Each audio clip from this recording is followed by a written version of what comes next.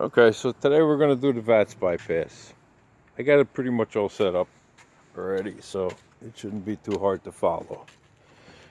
Purchased these on eBay for 99 cents plus, I think it was $2.50 shipping, so under $5.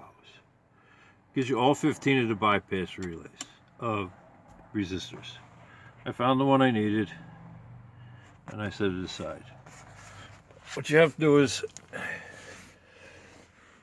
take off this under dash panel. Okay, it's 3 screws here and then 2 more on the side. I don't know if I'm getting them both. It's really dark in here. Let's see if that helps. Okay, 1 and 2. Yeah, there's 2 pins back there that the panel slides onto. One there and one there. They normally have a push-on wing nut type fastener on there, but you'll find a lot of times they're missing.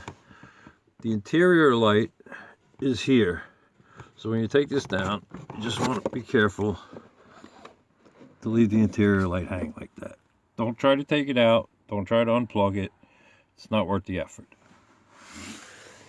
Now we're going to go under the dash.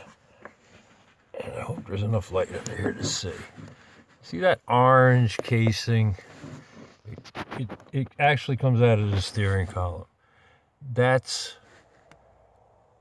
the wire that measures the resistance at the key. It goes into a plug. Jesus, it's dark in here.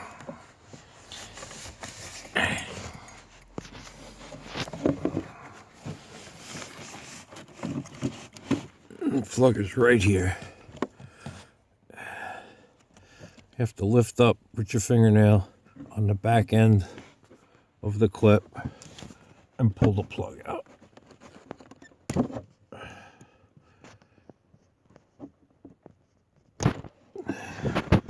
Okay, so here it is unplugged. All right, now I'm going to cut it.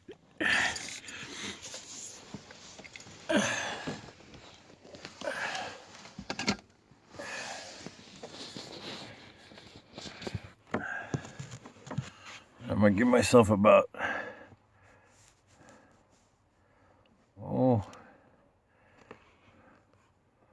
what's that, 2.5, 3 inches of wire? Inside of there, you see there's 2 wires.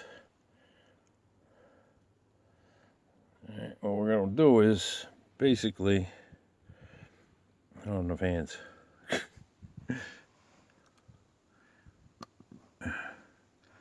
Take the orange casing off. We're going to strip these 2 wires. And we're going to solder that resistor in between them.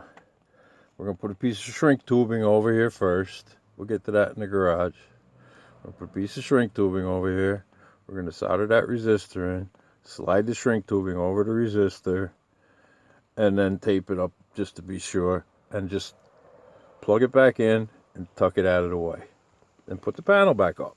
And you're done. I'll show you how to solder the resistor into the wiring and put the shrink tubing over it in a second when we get to the garage.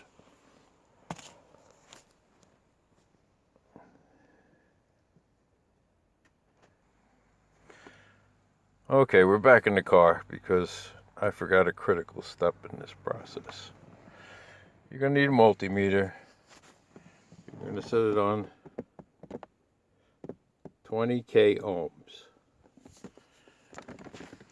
Take the key, put it into the ignition just far enough so you can still see the chip. Okay?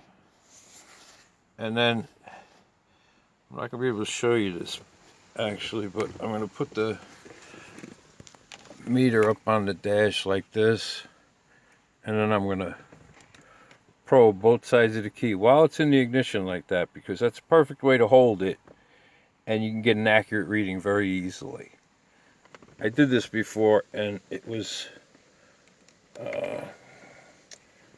11.73, I think it was, which turned out to be 11.8 resistor in the box.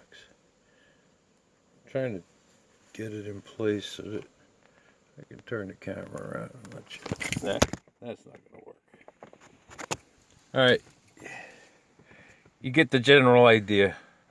Back to the garage. Okay, so I tinned the wires. In other words, I applied solder to them. And I did the same thing to the resistor.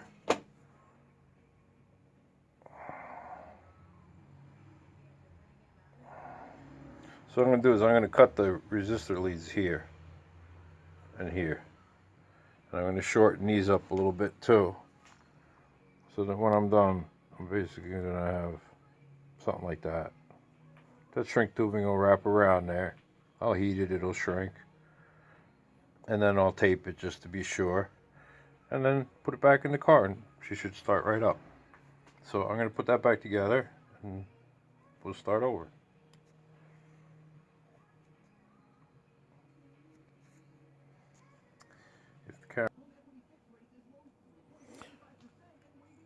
If you're not comfortable with soldering, you can buy these pre-made from a couple of sources. Allante source of Florida has them. So you're basically just unplugging this wire and then plugging in the adapter that they make, but you need to know the resistance value of your key. So that's another option. It's a little more expensive, but sometimes convenience is worth it. This is more for the guys who like to do stuff themselves. Now I gotta find the other end of the plug.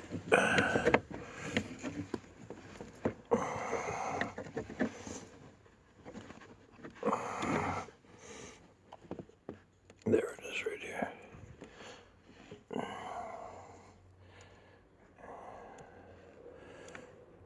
Okay, that's the top.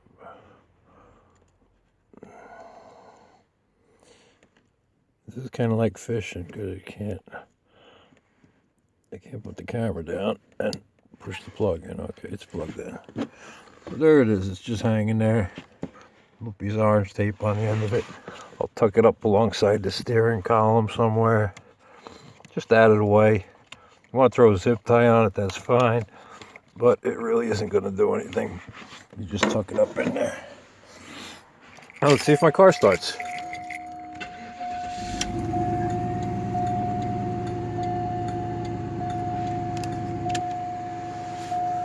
Yep.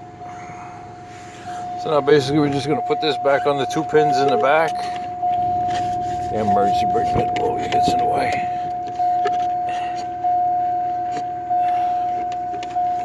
Alright.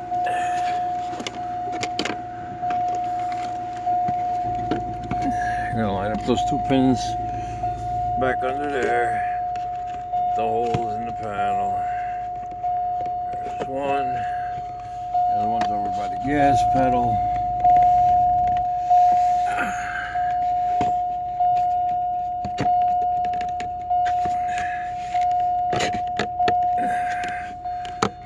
Back in there.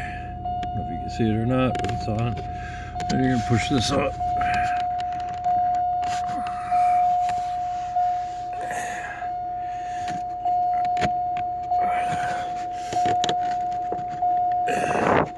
And screw it back in. And you're done. No, that's why. See, this one is not in the hole. There it is. They're both in the hole. It'll go right up. Now the other one fell out.